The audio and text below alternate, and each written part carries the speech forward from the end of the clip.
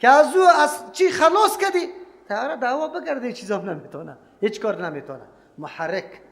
محرک فساد کیست؟ امروز در جهان فساد کی وار کرده؟ از کدام طرف نشأت کرده فساد؟ چه قسم نشر میشه؟ کی است؟ همو کسایی که دعوای دوستی با ما داره، اونمو مردم است، همو یهود و نصارا. الله برات بگه ایمه کفر بکش، تو الوزم ناز بده زمینه را مساعد کو که بیا در وطن ما آزادانه چی بکو؟ تبلیغی تبکو، نصرانیت پخش کو. انجیلا توزیع شده یا نشده؟ راستانه بگوید. به زبان فارسی انجیل توزیع شده یا نه؟ خانه های خود برای نشر نصرانیت ندادیم؟ به کی را؟ خوش هستیم که دلار میگیریم. خب خبرم دارم که در خانه نصرانیت پخش میشه. خدا مجاهد هم میگیریم. خود سبا پیش الله رفته نیستیم. چرا؟ اشتروا بیایات الله ثمنا قلیلا. دین الله را، احکام الله را برگزیده، بلکه متاع دنیا را برگزیده. زمینه را تو مسلمان برش مساعد کرده ای، پیش بیاد تو کرده ای، معلم تو مقرر شده ای، سند تو برش گرفته ای، حویلی را کرا تو برش گرفته ای، کلش تو کرده ای، تو کرده ای جناب. اینجا چرا؟ اشتروا بیایات الله ثمنا قلیلا، در مقابل احکام الله ثمن قلیل اختیار کرده ای. عزت آبرو را همه چیز برباد کرده ای، پیش الله رفته نیستی. الله برات میگه فقاتلوا ائمه الکفر، شما قتل بکنه ائمه کفر. در او زمان سردارای قریش بود. محرکین جنگ کی بودن؟ انواع بودن. در جنگ بدر وقتی که اسیر شد، الله ارادش او بود، خواستش ای بود که یا کلش کشته شود. چرا؟ آینده باز دیگه سر بالا نمیکنه. اما پیغمبر علیه السلام اختیار کرد فدیه گرفتنه. خلاص سردارا اگر کشته میشد دیگه پا باقی نمیمون. الله متعال برای ما میگه که سردارا کشته شود. یک. یا دوم فقاتلوا ائمه الکفر، شما سردارای کفر او کسایی که و تحریک محرکین هسته، مردم دیگه هم تیز کرده رایسته. امروز دنیای غرب علیه اسلام چی تبلیغات شومو نادرست میکنن؟ نمیکنن. کل وسایل اخبار در اختیارشان است. علیه اسلام تخت و تاز داره. محرکین جنگ هم واس، تبلیغات غلط هم وا میکنن. انهم لا ایمان لهم، یقینا یا قسم نداره، پابند قسمان است، لعلهم ینتهون، شاید که قرار شوه. اینا امین مردم هم که شما قتش جنگ میکنی به خاطر ذاتشان نه، عمل ناشایستهشان بند شوه، قرار شوه. ما که قتش دشمنی میکنیم به خاطر که کاری غلط انجام میده. از همون خاطر جهاد و جنگ مردم با هم فرق داره. جهاد روی همدردی صورت میگیره، برای غمخوری، برای از اینکه مردم از فساد بگردانی طرف چی؟ هدایت و عدالت تامین شود. اما جنگای دیگه مردم برای چی است؟ انتقام گیری، زیر تسلط آوردن منابع چی؟ طبیعی، منابعی که خیلی به درد میخوره، به این خاطر با جنگا میکنه. اما جنگ اسلام برای محو فساد، تامین عدالت و تحقق عدالت است. اینجا هم قرآن کریم به اشاره میکنه. الا تقاتلون قوما نکثوا ایمانهم. این ترغیب و تیز کردن الله متعال است مسلمانا را. میگه نکته هایی که سبب جنگ از وامش موجود است، چرا شما قطع جنگ نمیکنید؟ هنوز هم آرام نشسته. کدام نکته ها؟ اون نکته هایی که امروز مکمل موجود است. الا تقاتلون قوما، شما چرا جهاد نمیکنید، جنگ نمیکنید امروی قومی که نکثوا ایمانهم، قسمای خدا میده کرده. بنو بکر در شو کمک کردن، گفتن پیغمبر دور از خبر نمیشه، در قصه تعهد خود نشده. و همو بی اخراج الرسول، قصد کردن به کشیدن پیغمبر علیه السلام. تشریح میکنم. دو. سوم و هم بدعوکم اول مرت، اول آغاز جنگ یا کرده. سه. اتخشونهم، آیا شما جنگ نمیکنید که از یا میترسه به خاطر که لشکرش زیاد است یا اسباب و وسایل جنگیش زیاد است؟ از این خاطر جنگ نمیکنید، میترسه. فالله حق، الله خیلی لایق است تخشوه که شما از او حراس داشته باشه. ان کنتم مؤمنین، اگر عقیده قوی ایمان داری از الله بترسه، از مخلوق الله ترس نداشته باشه، با وصفی که مکمل مجهز با وسایل جنگ است، هر کدامش کی است. الله متعال نکاتی را که سبب حرکت مسلمان میشه برای جهاد او را ذکر میکنه. اولش چیست؟ عدم نه پابندی کردن از و تعهدات. این مردم پابند تعهد خود نیست، یا تعهدات میده میکنه. خیر تو چرا آرام نشستی و میده میکنه تو قرار بشی؟ این تو رام خوشیده نمیتونه که او کارروایی کنه تو قرار خو باشی. ما خو که جنجال میبینیم، ما که مشکل میبینیم، از همین خاطر مسلمان قرار خواب است. او نصرانیت به میلیون ها دلار برای نشر و اشاعت بیدین ساختن مردم توزیع میکنه. اما مسلمان ادنا حرکت نداره، حتی با برادر خود 4 دقیقه نمیشینه، برادر خود نمیگه که امین شام نماز به جماعت در مسجد میخوره، یا همین جمسایه است زوری خودم در یک پیپ روغن نرسید، 1300 1400 افغانی بود، 700 دارم 700 تو بده کردی ما روغن بخریم به مو یتیما. هیچ حرکت در ما دیده نمیشه قطعا. هر کس ساکن است، جامد است، دعوت هیچ وجود نداره. اما دنیای کفر جانب مقابل ما یک لحظه آرام نیست. نه اخبارش آرام نشسته، نه رادیوش، نه تلویزیونش، نه اینترنتش، نه پول و پیسش، در حالت گردش است به عناوین مختلف. او ما قرار خواستم اسلام مانع پیشرفتم است یا خودم مانع پیشرفتم است؟ اسلام خو یک دلو تو را میگه لعلکم تتفکرون، لعلکم تعقلون، لعلکم تتذکرون. بری تو یک درو دعوت میدم و تو قراست بازم گله و شکایت از اسلام داری که مانع ترقیم است. ترقی اسلام برات میگه تو بخیز حرکت بکو. کافر همو تو یاد نگرفته، زحمت کرده، محنت کشیده، وسایل راحت او به خود آماده کرده، تو تلاش بکن در چوکات مشروع بلکن و بمی اتم جور میکنه تو یک چیز خیلی مفیده برای مسلمان ها جور کن، برای انسانیت جور کن. این موقع را به کافر ندی، تو تحقیق بکن، تو مطالعه بکن. ما تمام روز نشستیم پتلونی خود مثل پتلون هندوها جور کنیم، ریشی خود مثل ریشی فرانسوی ها جور کنیم، یا خلقاق خود مثل یا خلقاق ترکا جور کنیم. به طور مثال و این خادم کامیاب نمیشه. کامیاب به کار انداختن دماغ است، مفکور است. به این باید چی شود؟ الله متعال از همون خاطر میگه او قوم نقض عهد کرده، در تلاش است تو خراخو کو. امکان داره مسلمان بدیل باید داشته باشه. مسلمان در مقابل کافر بدیل داشته باشه. چرا اگر بدیل نداشتی سرت زور میشه. یک نکته. دوم نکته، و هم به اخراج الرسول، قصد کردن به کشیدن پیغمبر. بعضی مفسرین میگه مراد از این کشیدن از مکه مکرمه است، لیکن این گپ صحیح نیست. این معامله بعد از کشیدن پیغمبر شده. الله متعال نکته را بیان میکنه. بله مراد از این کشیدن پیغمبر از مدینه منوره است. از مکه مکرمه تحریک میشد اونجا در مدینه، منافقین وارا تشویق میکردن، وارا دستور میدادن که سنگر علیه پیغمبر شوه و سبب کشیدن پیغمبر شوه.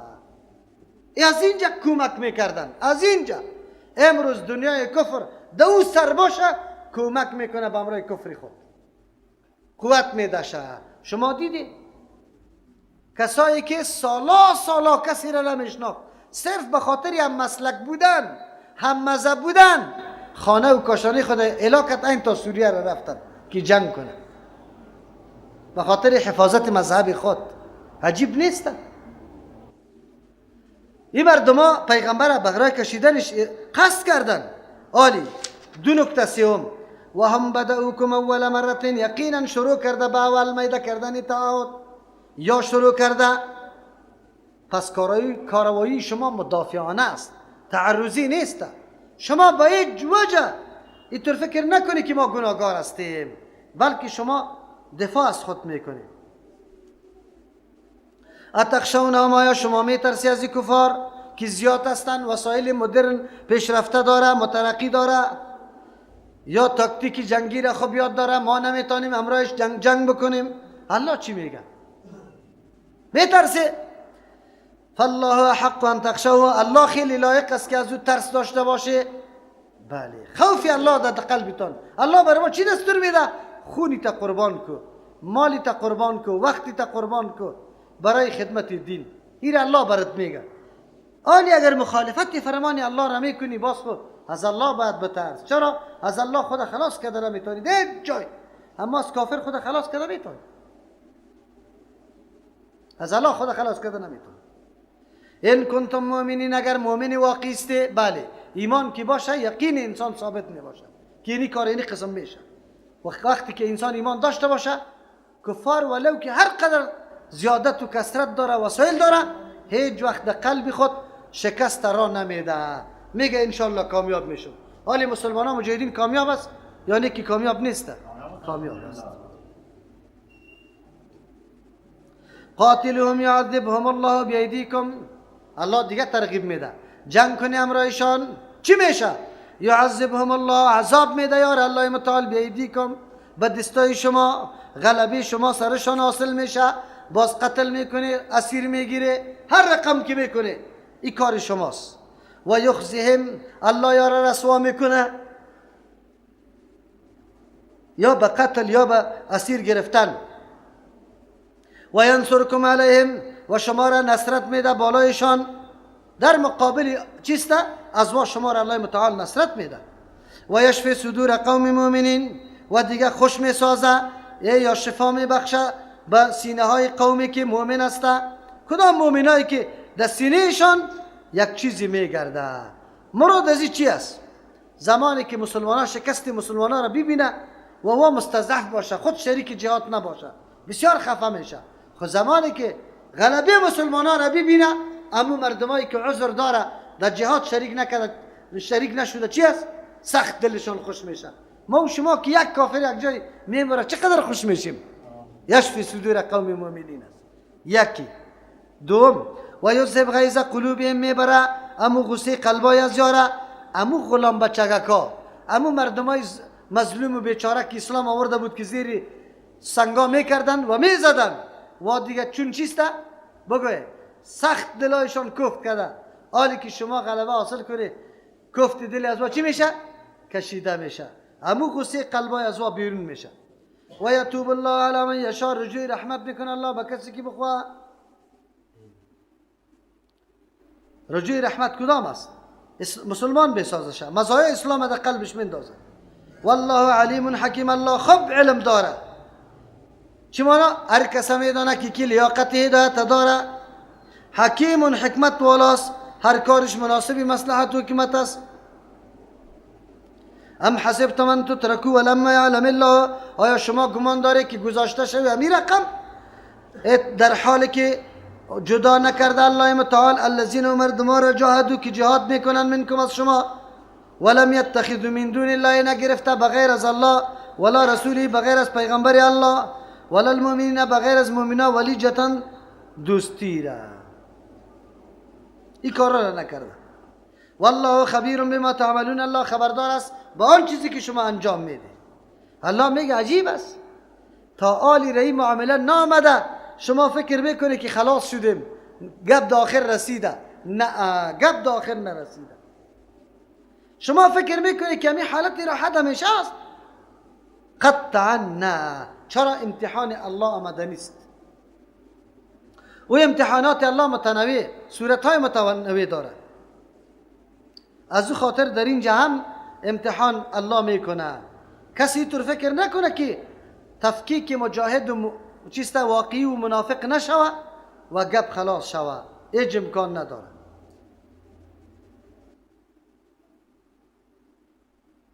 از او خاطر الله میگه که تو روز آمده نیست، تو ساعت آمده نیست.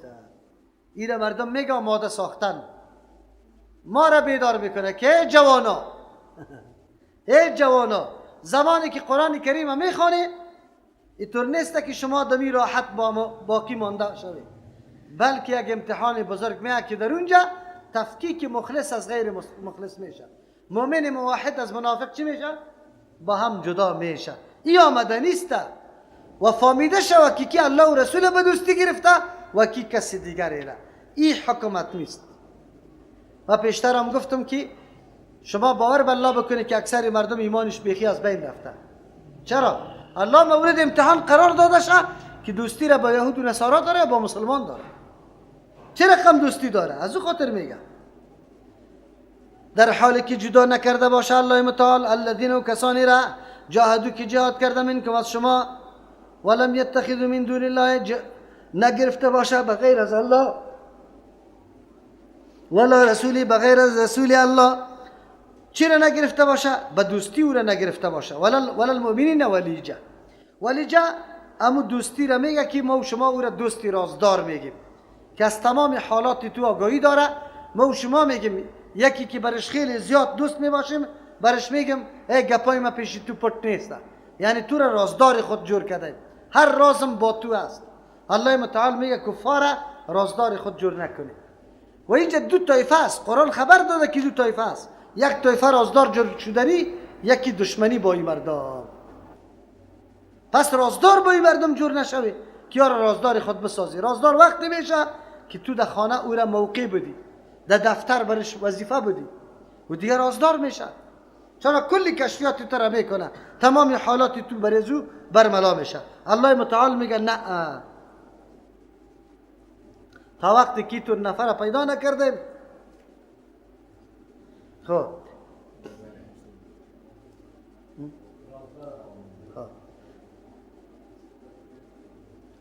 تا وقتی که نفر جدا نکردیم، الله متعال میگه از او کسی که نعوذ بالله کفار رازداری گرفته ماندنی نیستم. یعنی این امتحان آمده نیست که مردم با هم تفکیک شوه که کی مخلص است، مؤمن واقعی است و کی منافق است، کی دوستی با کفار داره کی نداره. این امتحان بزرگ الله سطمی آمده نیست. والله خبیر بما تعملون. الله خبردار است به او کردارای شما که کدام کار برای کدام مقصد و هدف میکنی از الله پنهان و پوشیده نیست. ما کان للمشرکین ان یعمروا مساجد الله. نیست برای مشرکا که تعمیر کنن، آباد کنن مساجد الله را، شاهدین علی انفسهم بالکفر، در حالی که شاهدی دادن است بالای نفسای خود به کفر ورزیدن. اولئک ای مردم حبطت اعمالهم، برباد شده عملای نیکشان، و فی النار هم خالدون، یا در آتش جهنم همیشه هستند. این همیشه در آتش جهنم است. معیار برای برتری چی است؟ آیا اعمال نیک امرای شرک قابلیت یزیر داره که آدم برش منصب و مرتبه بده؟ نه. الله متعال در اینجا معیار ذکر میکنه که اصل معیار برتری کدام است. علتش هم این بوده، اگرچه آیت قرآن کریم مطابق شان نزول نمی باشد، که بعضی صحابه کرام در چی اعمال خود بعضی اعمال خود یاد کردن، در ضمنش مشرکین هم گفتن که وای ما که دیگه هیچ عمل نکنم تنها که آجار آب دادیم. دیگهش گفت که وای ما خدمت مسجد حرام کردیم اگه هیچ عمل نکنم. الله متعال در اینجا بیان میکنه که معیار این اعمال نیست. معیار اول عقیده توحید است. اگر هر قدر تو عمل میکنی لیکن نعوذ بالله که تو شرک کرده باشی، او اعمال نیکی تو مکمل برباد است، به دردت نمیخوره. چرا؟ شرک عبارت از او پدیده است که عمل نیک قطع خود باقی نمیگذاره، مکمل از بین رفته، تو تباه شده. از او خاطر این معیار قرار نده، معیار ایمان و جهاد قرار بده که مؤمن واقعی باشی و متحرک باشی در راه دعوت و دین، مجاهد باشی. از او خاطر الله متعال میگه که مناسب نیست که کفار آباد کنه مسجد ها را. یعمروا مساجد الله شاهدین علی انفسهم بالکفر. زمانی که شهادت به کفر داده، از او خاطر حالی مشرکین نمیتونه که مسجد الله را بسازه. حالی اگر کسی بسازه، کدام مشرک بسازه، جایز است یا نه؟ علما اختلاف داره. یک تعداد قائل به است که نیست، بعد از مشرک پول گرفته نشود. اما یک تعداد قائل به است که ساختن مسجد درست است، اما تسلط برش داده نشود، که مثلا امام او مقرر کنه و کدام گپای از او در اینجا چی شود، یا آینده از این مسجد به کار دیگه کار میگیره، کمپاین چی میگه، واکسین برش میکنه، اینطوری میکنه باز سری مشترک آباد نکنه. غیر از او آباد کردن حسیش جایز است. انجینر معماری خیلی مشترک است لیکن خیلی قابل است، این سرش میتونی. منظوری الله متعال است که امرای شرکی اعمال یادآوری کردن، افتخار کردن، این درست نیست. چرا؟ که شرک کلی اعمال نیک از بین میبره. از او خاطر الله میگه اولئک حبطت اعمالهم، این مردم ها برباد است عملایشان، و فی النار هم خالدون، یا در آتش همیشه هستند. انما یعمر مساجد الله، یقینا آباد میکنه مساجد الله را، منو کسی که آمن ایمان آورده بالله، بالای الله، و الیوم الاخر، بروز آخرت، و اقام الصلاه، قایم کرده نماز و آت زکات، داد زکات. ولم یخشى الا الله، نترسید تطبیق حکم الله بغیر از الله. فعسى اولئک، امید است که اموتور مردما ای یکونوا من المهتدین، باش از جمله راهیابیا، یعنی اوتور مردما راهیاب است. در اینجا الله متعال بیان میکنه که اهلیت آباد کردن مسجد کی داره. الله میگه شان مسلمان است. شان مسلمان است که مسجد آباد بکنه، کافر باید آباد نکنه. این از یک طرف اگرچه در یک واقعه خاص آیت نزول یافته، اما حکمش عام است. چه رقم عام است؟ مسجد هم یکی از مراکز تعلیمی دین است که از اون مفاد خیلی زیاد گرفته میشه. خصوصا مسجدی که در اون درس و تعلیم میباشه فایدهش خیلی زیاد است، که مسجد نبوی امی حیثیت داشت. مسجد نبوی تو نبود که تنها 5 وقت نماز خوانده شود، درس بود، تدریس بود، مشوره بود، حتی اسیرا را اونجا بسته میکردن، مرکز تعلیمی بود. مسجد بسیار رسالت ها و وظایف داشت، ولی امروز در مسجد فقط نماز خوانده میشه، خیر و خلاص. مناسب نیست برای مشرکین که مساجد آباد بکنه. چرا؟ به خاطری که مساجد برای یک مفکوره و عقیده روی هدف آباد میشه. مشرک چی عقیده داره؟ او خو عقیده به الله نداره که طلب ثواب بکنه. یک. دوم مانا ما کان للمشرکین، نیست برای مشرکین، یعنی قبول نمیشه برای مشرک که تعمیر مسجد الله را بکنه در حالی که شاهدی به کفر داده رو ایستن بالای نفس خواهد. از اینجا برای ما واضح میشه که شرک چقدر پدیده شوم است و چقدر بد است، که همه اعمال نیک در پهلوی شرک مکمل نادیده گرفته میشه، تباه و برباد میشه. حالی شما تصور بکنید که چه رسالت در مورد مردمتان داره. مردم ما و شما اول شرکش نمیشناسه، بلکه به نام توحید شرک انجام میده. نامش توحید میمانه، عمل شرک انجام میده. نامش ثواب میمانه که من توسط ازی جنت میگیرم، لیکن او شرک است. زنا را ببینی به نام نظر بیبی سالا نظرا کرده. نظر چیست؟ عبادت. چیست؟ عبادت خاص برای کی میباشه؟ خیر کسی که به نام بیبی بکنه این عمل شرک است یا نیست؟ اما ما و زنا را مشرک نمیگیم، عمل شرک انجام داده، خود توبه بکشن.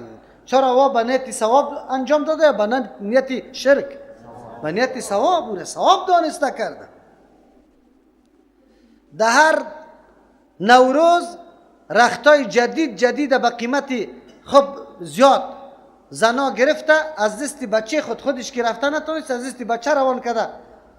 در چی؟ بگوی در چوبی قبر شهید و زیارتا اونجا بند کرده. چرا بند کرده؟ نظر امو زیارت کرده. نظر چی کرده؟